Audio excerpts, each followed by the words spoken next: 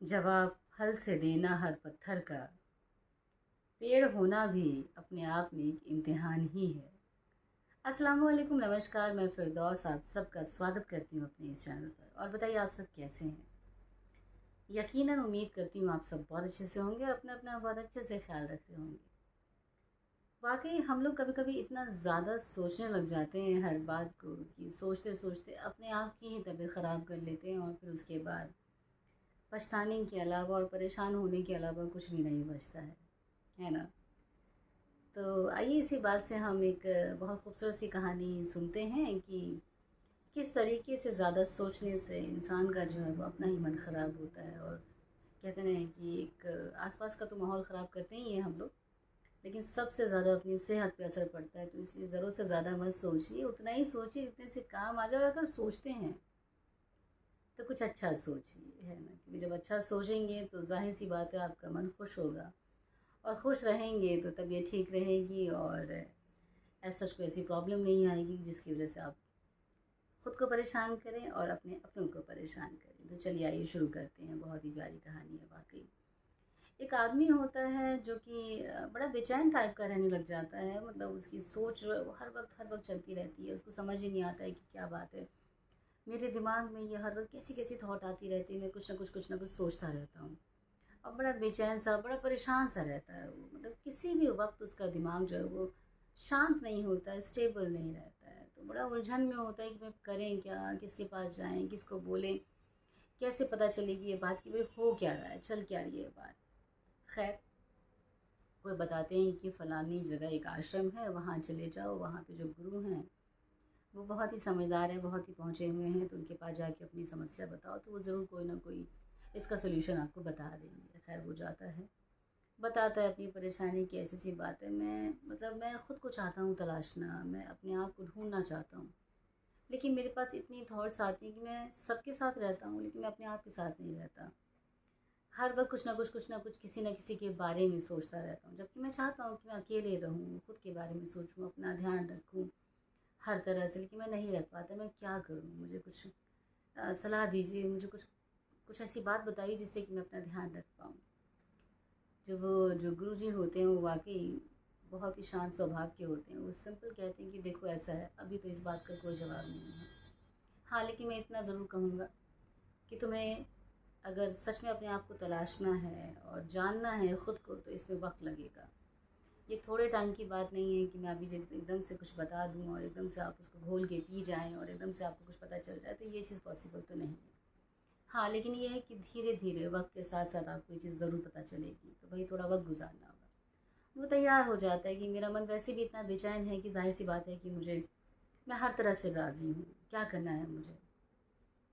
तो गुरुजी कहते हैं कि कुछ नहीं करना है, अभी फ़िलहाल एक काम करो कि किचन में जाओ और वहाँ पे लाइक जगह है, प्रॉपर आपको एक जगह दे दी जाएगी और आप सुबह से शाम तक जो चावल कूटना होता है उसका काम करेंगे, ठीक है?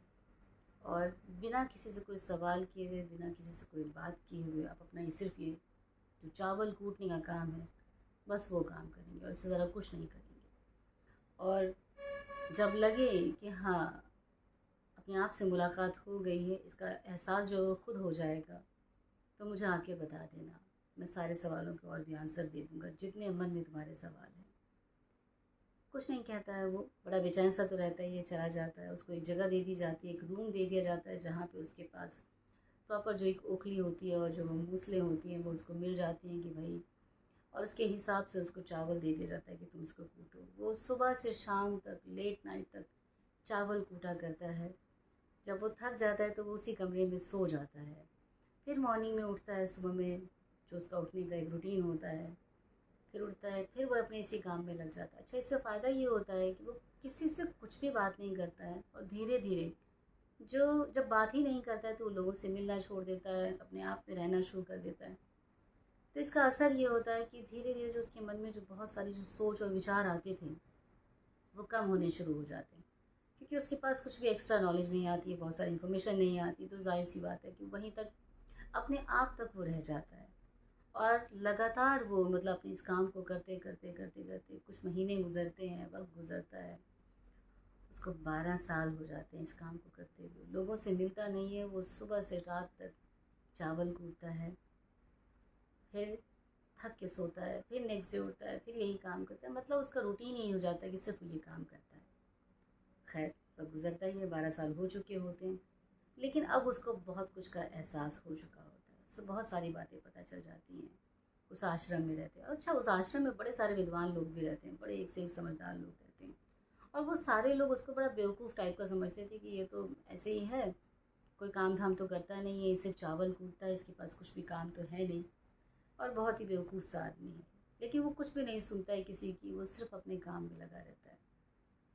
खैर, एक दिन जो वो गुरुजी होते हैं, वो काफ़ी बुज़ुर्ग हो चुके होते हैं, तो वो कहते हैं कि भाई मैं अपना उत्तराधिकारी मतलब अपना वारिस, मतलब मैं किसी को बनाना चाहता हूँ कि मेरे बाद कोई इस आश्रम का ध्यान रखे, तो मुझे कोई काबिल इंसान चाहिए जो इस चीज़ का ख्याल रखे और मैं चला जाऊँ इत्मीनान के साथ। एक से एक बड़े ही समझदार लोग होते हैं वहाँ पे, लेकिन जो एक सबसे ज़्यादा समझदार, जो बड़ा ही ज्ञानी होता है, बहुत ही शास्त्र वगैरह मतलब जो पढ़े होते हैं वो, तो वो गुरुजी कहते हैं कि कोई अपने कोई ऐसे विचार जो है वो इस बोर्ड पे लिख दे, तो इससे मैं समझूंगा कि कौन कितना समझदार है। मैं उसी हिसाब से इस चीज़ का मतलब सिलेक्शन करूँगा कि भाई मैं किसको अपना वारिस बनाता हूँ। खैर, तो जो बहुत ही समझदार आदमी होता है वो लिखता है कि मन तो एक शीशा है जिसके ऊपर एक धूल सी चढ़ी हुई है। अगर हम उस धूल को साफ़ कर देते तो हमें सब कुछ दिखाई देना शुरू हो जाता है। वो अपनी ये विचार लिख देता है और उसको लगता है कि मैं तो बहुत ही समझदार हूँ, और ज़ाहिर सी बात है कि भाई गुरुजी तो मेरे इस विचार को पढ़ के एकदम खुश हो जाएंगे कि मैंने इतनी अच्छी बात कही है मन के बारे में। लेकिन गुरुजी पढ़ते हैं, उनको बिल्कुल पसंद नहीं आता। वो साफ कहते हैं किस बुद्धू ने लिखा है, ये बिल्कुल सही नहीं है और मैं इस चीज़ को खारिज करता हूँ एकदम से, ये बिल्कुल ठीक नहीं है ये बात। चलिए, बात पहुँचती है जो वो धान सॉरी चावल कूटने वाला जो होता है उस तक बात पहुँचती है। तो वो सोचता है कि चलो, वो मुस्कुराता है पहले तो, लेकिन उसको लिखना नहीं आता है, पढ़ना नहीं आता है। तो वो किसी से बात करता है कि मैं भी कुछ कहना चाहता हूँ, लेकिन मैं लिख नहीं सकता बोर्ड के ऊपर, तो अगर आप मेरी हेल्प कर सको तो इस मेरी बात को लिख दो, वहाँ तक पहुँचा दो। खैर, लिखता है, बोलता है वो कि मन कुछ भी नहीं है। अगर हम अपने इसको कंट्रोल में कर लें और समझ जाएं तो मन कहने के लिए कुछ भी नहीं है। ये सिर्फ एक सोच और विचार का एक पूरा ताना बाना है। और जिस दिन हम बेफजूल की बातें सोचना बंद कर देते हैं, उस दिन हमारा ये मन जो है वो शांत हो जाता है। और ये कोई शीशा नहीं है, कुछ भी ऐसी चीज़ें इसके ऊपर धूल चढ़ी हुई है, ये सिर्फ एक विचारों का ताना बाना है। तो इसे चाहें तो हम बस अपने कंट्रोल में करके, अपने बस में करके ठीक कर सकते हैं। और ये जो मन रूपी जो एक अंदर से जो कुलबुलाहट चल रही होती है, अजीब अजीब सी बातें चल रही होती है, सब कुछ हमारी सोच का खेल होता है और अपने मन को हम खुद ही बेचैन करते हैं। तो इसलिए मेरे ख्याल से ये मन कुछ भी नहीं है, मन सिर्फ सोच है। अगर आपने सोच सही कर ली तो आपका मन भी ज़ाहिर सी बात है ठीक हो जाता है, और दुनिया की कोई चीज़ फिर आपको परेशान नहीं करती है अगर आप शांत हो जाए तो। और अपने आप से उस दिन आपको मुलाकात हो जाती है, उस दिन जिस दिन आप अपने मन की बात को समझ जाते हैं कि मन तो कुछ है ही नहीं, जो है वो सब आप हैं, और सिर्फ आपकी सोच है, वही आपके मन को बनाता है, अच्छा भला बुरा जो भी है। गुरुजी को ये वाकई बात अच्छी लगती है और उसको कहते हैं कि ठीक है, यही मेरा वारिस बनने के लायक है, और वो घोषित कर देते हैं कि हाँ, यही मेरे वारिस हो सकता है बंदा, चाहे वो कैसा भी था। क्योंकि उसको अपने आप से जो है वो मुलाकात हो चुकी होती है। वो समझ जाता है कि ये जो बेचैनियाँ हैं ये सब कुछ हमारी ही सोच की उपज है और कुछ नहीं है। हम सोचते ऐसी चीज़ें हैं, हम जानते ऐसी चीज़ें, हम उन्हीं चीज़ों में घूमते रहते हैं, उलझते रहते हैं और बार बार वही चीज़ें आती रहती हैं। तो जाहिर सी बात है कि जो चीज़ आप जितना सोचेंगे, जिस चीज़ को जितना ध्यान देंगे, तो वही चीज़ आपकी मल्टीप्लाई होती रहेगी। तभी तो सब कहते हैं ना कि अच्छी बात सोचिए, अच्छा बोलिए, अच्छे विचार अपने मन में लाइए, ताकि आपकी मल्टीप्लिकेशन जो है वो उसी बात की बने, है ना। क्योंकि जो भी सोचेंगे तो जाहिर सी बात है वही मल्टीप्लाई हो रहा होगा, वही बढ़ रहा होगा। तो क्यों ना अच्छी चीज़ों को ही बढ़ाया जाए, है ना। मॉरल ऑफ़ द स्टोरी यही है, कोई बड़ी चीज़ नहीं है जो आप सबको पता नहीं है। हमें हर चीज़ पता होती है, आप सबको हर चीज़ पता है, बस एक याद दिलाने की बात होती है, कहानी के थ्रू याद दिलाने की कोशिश होती है, बातों के ज़रिए, कि बस आपको याद आ जाए कि अगर आप लोग वाक़ई बहुत बेचैन हो रहे हैं, बहुत ज़रूरत से ज़्यादा सोचने लगे हैं, तो कंट्रोल कर लीजिए। क्योंकि ज़्यादा सोचेंगे तो उसका कोई नतीजा तो होना नहीं है, इसके अलावा कि खाली सिर्फ अपने आप की तबीयत ख़राब करने के अलावा, है ना।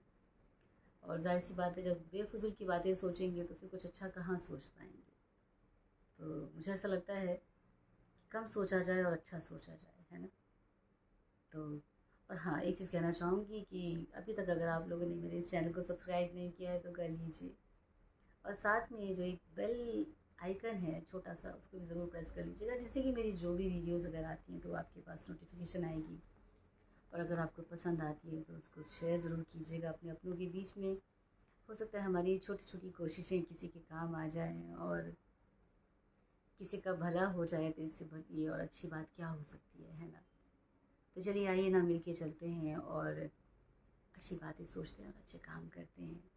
सच में बड़ा सुकून मिलता है, तो हम सब मिल के इस काम को करते हैं। चलिए, बहुत बहुत शुक्रिया आप सबका। यूँ ही बने रहिए मेरे साथ और यूँ ही जुड़े रहिए, अच्छा लगता है। एक छोटी सी फैमिली है ये हमारी यूट्यूब की, जो कि इंशाल्लाह इवन माशाल्लाह दिन प्रतिदिन बढ़ती जा रही है और इंशाल्लाह आगे और भी बढ़ेगी, मुझे यकीन है इस बात का। और आप सब मेरा बहुत अच्छे से साथ दे रहे हैं, बहुत बहुत शुक्रिया। यूँ ही हमेशा साथ बने रहिएगा। चलिए मिलते हैं किसी खूबसूरत नई स्टोरी के साथ, नए जज्बे के साथ और नए मैसेज के साथ। ठीक है, चलिए फिर मुलाकात करते हैं दोबारा से, फिर से मिलते हैं वापस। अल्लाह हाफिज़, शुक्रिया।